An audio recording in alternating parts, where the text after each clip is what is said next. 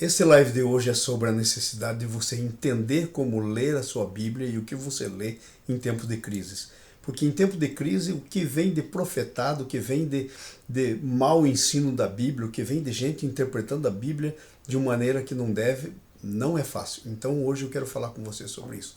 Primeira coisa é que existe um ditado que diz que a Bíblia é a mãe das heresias. Não que a Bíblia tem heresia, a Bíblia não tem, ela é a palavra de Deus correta de capa a capa, mas as interpretações, a leitura da Bíblia erroneamente feita conduz a heresias. Então quero te dar algumas dicas. Eu sou professor de hermenêutica, teologia sistemática, método de estudo bíblico, essas áreas todas. Fui professor no Brasil, aqui na universidade nos Estados Unidos. Hoje ainda continuo ensinando para a igreja e para alguns cursos que nós temos online. Mas eu quero te ensinar hoje. Então a primeira coisa que você precisa entender é que existem duas perguntas básicas que nós fazemos quando nós nos aproximamos da Bíblia. A primeira pergunta que nós fazemos que temos que fazer é essa: o que o texto está dizendo? O que o texto está dizendo? Essa é uma pergunta de pesquisa. Você tem que entender como pesquisar o teu texto, como entender o teu texto para entender o que ele está dizendo. A segunda pergunta é o que o texto quis dizer com aquilo que disse. É uma pergunta de interpretação.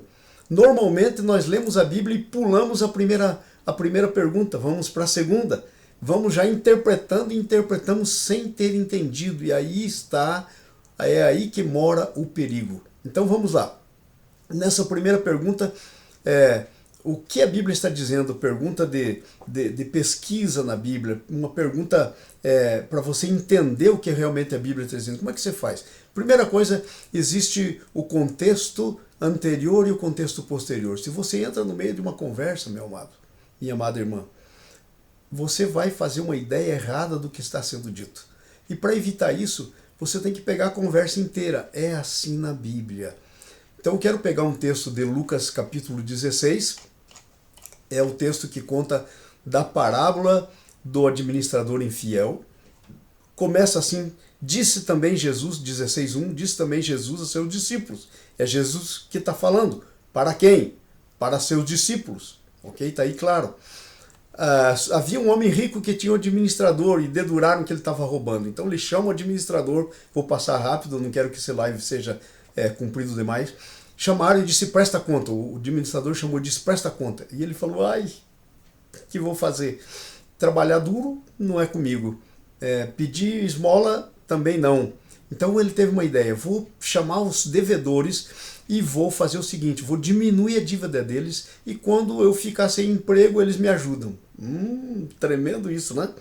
Então ele começou a chamar e começou a escrever aí, está aí na sua Bíblia no capítulo 16 de Lucas, e a Bíblia nos diz que, versículo 8, e elogiou o Senhor, está falando do administrador que tinha aquele servo infiel, elogiou o administrador infiel, porque se houvera atiladamente, porque os filhos do mundo são mais hábeis na sua própria geração do que o filho da luz. E aí agora vem: e eu vos recomendo, e não é mais o administrador falando, agora é Jesus falando. Para quem? Para os seus discípulos, como a gente viu lá em cima. E ele disse assim: eu vos recomendo, fazei riquezas, fazei amigos com as riquezas de origem iníqua, para que quando elas vos faltarem, esses vos recebam nos seus tabernáculos. Em outras palavras, faça o que esse cara fez aí. Sabemos que isso é uma bobagem tremenda, mas ele continua dizendo.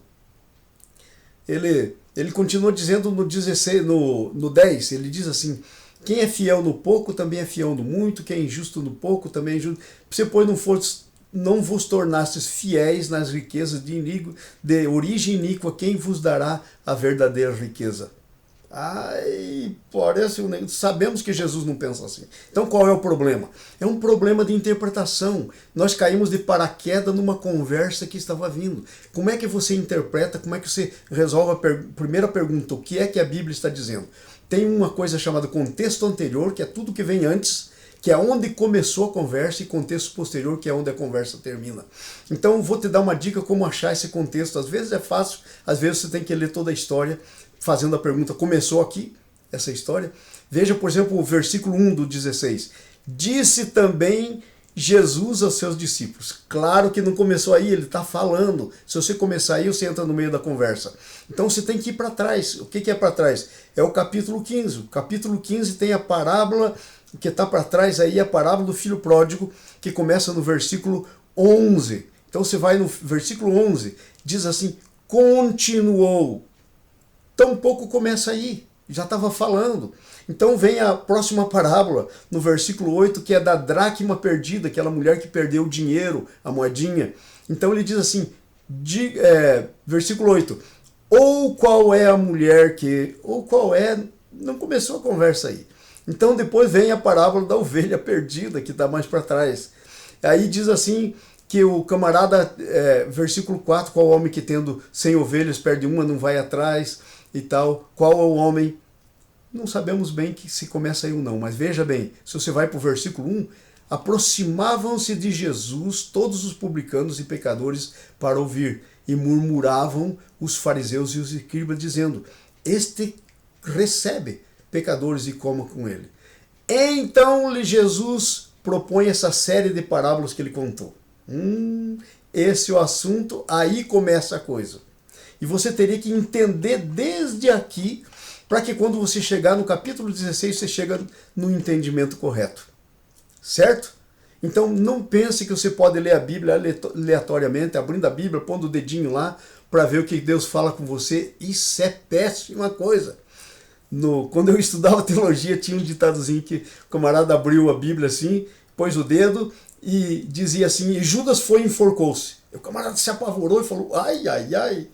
Aí ele falou, não, essa palavra não está boa para mim, vou abrir outra página. Ele abriu outra página e dizia assim, vai tu e faz o mesmo. Aí ele falou, ui, fazer o mesmo, me enforcar?